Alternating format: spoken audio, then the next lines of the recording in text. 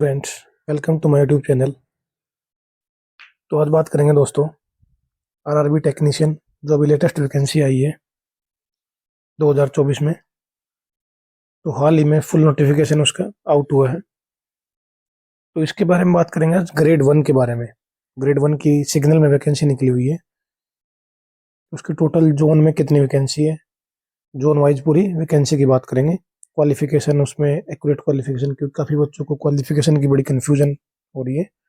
Full detail में बात करेंगे। एज लिमिट क्या है, सिलेबस क्या है, उसका एग्जाम पैटर्न क्या है, क्योंकि जो टेक्नीशियन 3 है उसका एग्जाम पैटर्न अलग है और जो आपका ग्रेड वन है टेक्नीशियन ग्रेड वन, तो उसका एग्जाम पैटर्न अलग है। तो मैं ग्रेड वन और ग्रेड थ्री में डिफरेंस क्या है ये मैं आपको क्लियर कर दूं।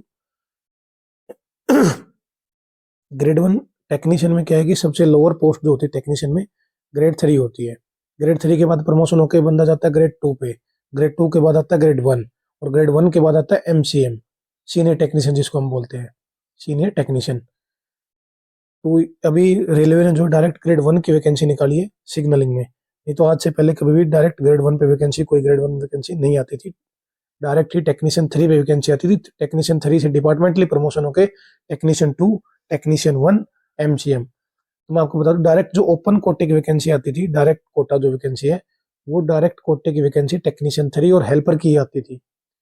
इसके आगे कोई वैकेंसी नहीं आती थी। ना कोई ग्रेड टू की वैकेंसी डायरेक्ट आती है, ना कोई ग्रेड वन की वैकेंसी डायरेक्ट आती है, ना एमसीएम की डायरेक्ट वैकेंसी आती है। एमसीएम यानी सीनियर टेक्नीशियन, इनकी कोई डायरेक्ट वैकेंसी नहीं आती है आज तक नहीं आई है। लेकिन पहली बार ऐसा किया रेलवे ने कि ग्रेड वन की वैकेंसी सिग्नलिंग डिपार्टमेंट में दी है।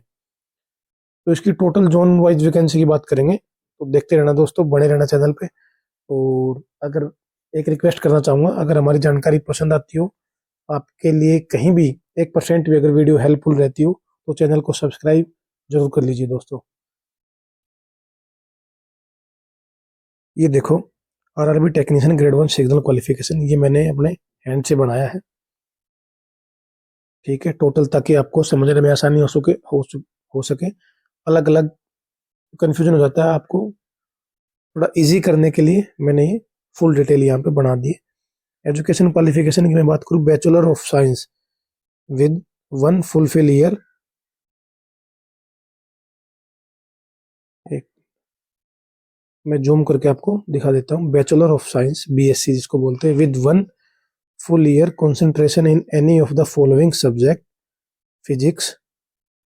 Physics, electronics, computer science, information technology और इंस्ट्रूमेंटेशन।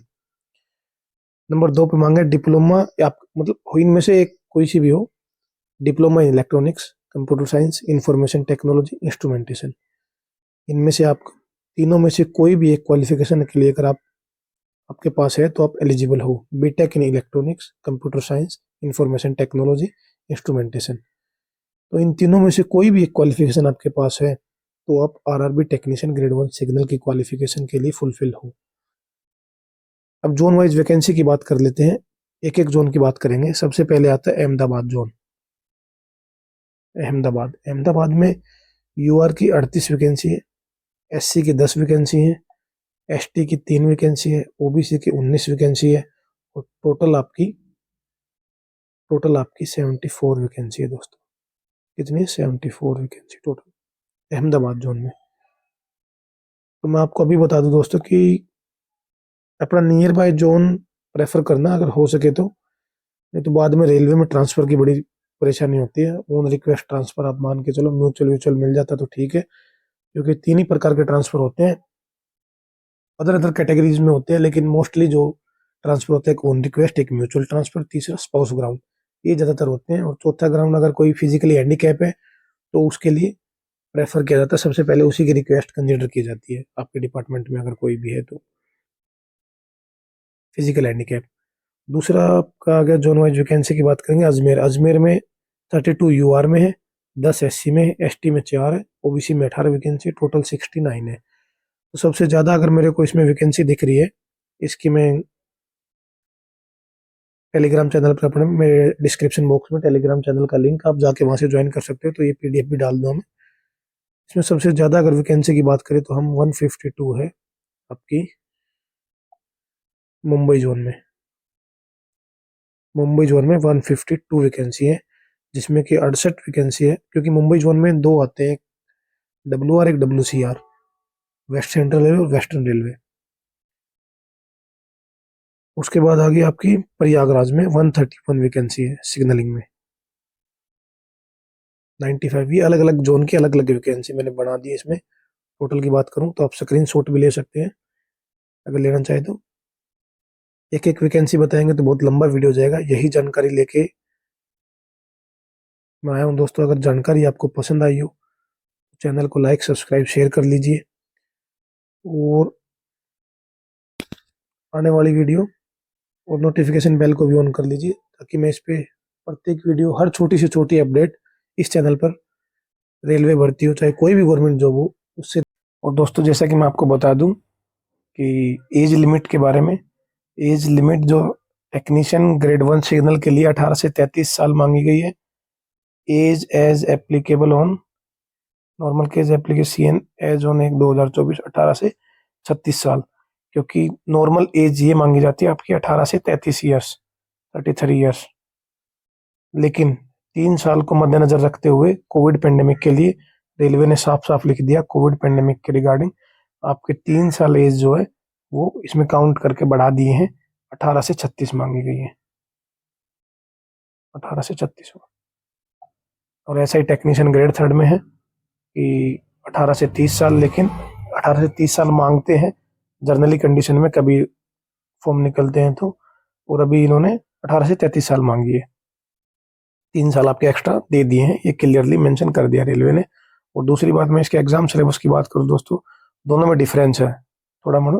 जैसे ग्रेड 1 है उसमें ये पूछा गया जर्नल बेसिक कंप्यूटर भी है और बेसिक साइंस इंजीनियरिंग है। बेसिक साइंस इंजीनियरिंग 35 मार्क्स की, लेकिन टेक्नीशियन 3 में जर्नल साइंस है आपकी और कंप्यूटर नहीं है, दोनों में थोड़ा चेंजमेंट है।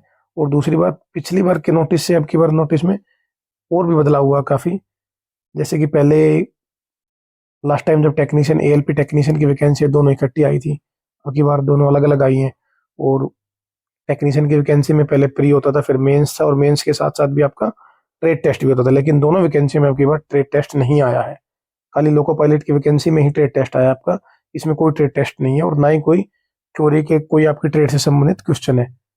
नॉर्मल पैटर्न एकदम दिया आपकी बार RRB ने, और साफ साफ लिख दिया है सिलेक्शन प्रोसेस में कि आपका फर्स्ट एक ही CBT है, CBT के बाद आपका DV है, DV के बाद आपका मेडिकल है। एग्जाम पैटर्न हो गया आपका, एज लिमिट पे बात हो गई, तो यही था दोस्तों। और दूसरी बात, अपना करेक्शन वरेक्शन जो करना है दोस्तों, वो भी कर सकते हो आप, मॉडिफिकेशन का ऑप्शन भी देगा। लेकिन क्रिएट एन अकाउंट में जो आपसे डिटेल मांगी जाएगी उनमें आप करेक्शन नहीं कर सकते, ये बात ध्यान देना। क्रिएट एन अकाउंट जब आप करोगे उस टाइम पे जो डिटेल आपसे मांगी जाएगी उस टाइम पे आप कोई करेक्शन नहीं कर पाओगे। तो यही वैकेंसी देनी थी दोस्त, यही डिटेल आज अपडेट देनी थी। तो लगातार बने रहे चैनल पे। अगर हमारी जानकारी पसंद आती हो तो चैनल को लाइक सब्सक्राइब शेयर जरूर कर लिया करो, ताकि आने वाली अपडेट्स आपको मिलती रहे। और इसका मेडिकल कैटेगरी मैंने आपको बता ही दिया था पहले ही वीडियो में, B1 मेडिकल है। तो लेवल 5 की पोस्ट दोस्तों बहुत अच्छा ही, देखो तीनों की इसमें और करके दिया, तीनों में से एक ही क्वालिफिकेशन आपके पास होनी चाहिए तो आप एलिजिबल हो। आपको ये नहीं देखना कि तीनों क्वालिफिकेशन होनी चाहिए मेरे, नहीं, तीनों में से एक भी अगर आपके पास है तो आप एलिजिबल हो सिग्नलिंग टेलीकॉम। और दूसरी बात मैं एक और बता दूं दोस्तों, अगर किसी के पास टेक्नीशियन ग्रेड 1 सिग्नल की क्वालिफिकेशन भी है और टेक्नीशियन 3 वाली वैकेंसी वो क्वालिफिकेशन भी आपके पास, तो आप दोनों फॉर्म भर सकते हो। लेकिन दोनों के लिए आपको अलग अलग एप्लीकेशन फॉर्म भरना पड़ेगा, एक ही में नहीं होगा। ये ध्यान से सुनना कि दोनों के लिए आपने अलग अलग फॉर्म भरना पड़ेगा, रेलवे ने लिख दिया साहब। आप भर सकते हो दोनों, लेकिन दोनों के लिए आपने अलग अलग फॉर्म भरना पड़ेगा। आप अच्छे से इनको चेक करो कहाँ पर वैकेंसी में, अभी डिटेल लेके आने वाला हूँ, पूरी डिटेल अलग अलग। जैसे कि ट्रेड वाइज वैकेंसी भी लेके आने वाला हूँ। ITI जिसे इलेक्ट्रिशियन से है, किसी की फिटर से है, किसी की वेल्डर से है, तो उनकी किस किस जोन में कितनी कितनी वैकेंसी है, ताकि आपको आने वाले समय में कोई परेशानी ना हो। और लास्ट टाइम क्या कट ऑफ लगी थी किस किस जोन में, वो भी मैं आपको दिखा दूंगा।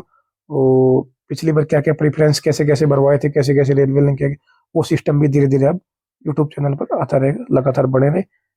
धन्यवाद दोस्तों। अगर जानकारी पसंद आई हो तो चैनल को लाइक सब्सक्राइब शेयर कर लीजिए।